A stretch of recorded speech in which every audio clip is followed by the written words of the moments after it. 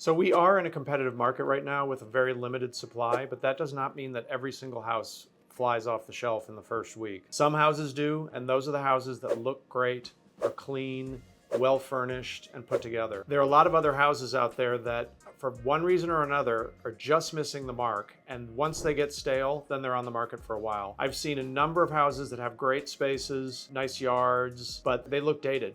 They could stand new countertops, they could stand a paint job, and these are not huge things. You know, I never advise a client to spend any money before listing that they won't recoup plus some. So anything you spend, you should get that back and a little bit more. So I do recommend to my clients, try to neutralize paint colors inside.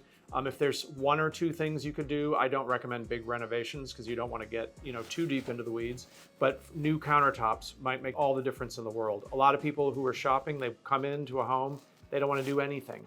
So if you can get them just that little bit further, you're going to be way ahead of the game. The other thing to consider when you're staging, and this is not, something groundbreaking, is that you want to minimize as much as possible. People want to come in and they want to look at the spaces. They don't really want to focus on the furniture. So if you've got orange and blue furniture, you might want to replace that with some very neutral colored furniture. If you've got a lot of things in the home, you're going to want to edit that down quite as much as possible so that the house feels bigger and roomier. People's perception, sometimes they can't see past the furnishings and the belongings in the house. So you want to clean that up as much as possible. A lot of times when a home is vacant, it can actually feel smaller, which sounds counterintuitive. But a lot of times people will walk into a bedroom, for instance, and they'll say, I don't think a king-size bed will fit in here.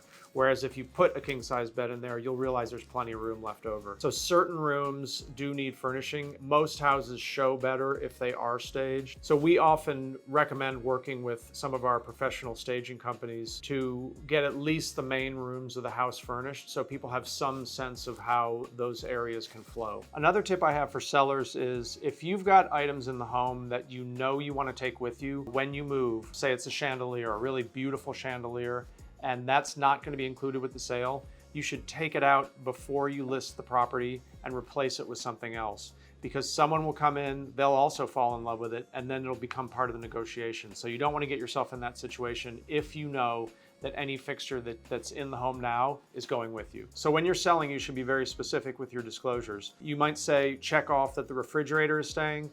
Make sure you describe which refrigerator. Is it the one in the kitchen? Is it the one in the garage? Be very clear. And also for buyers, review those disclosures carefully and make sure you understand what's included with the sale.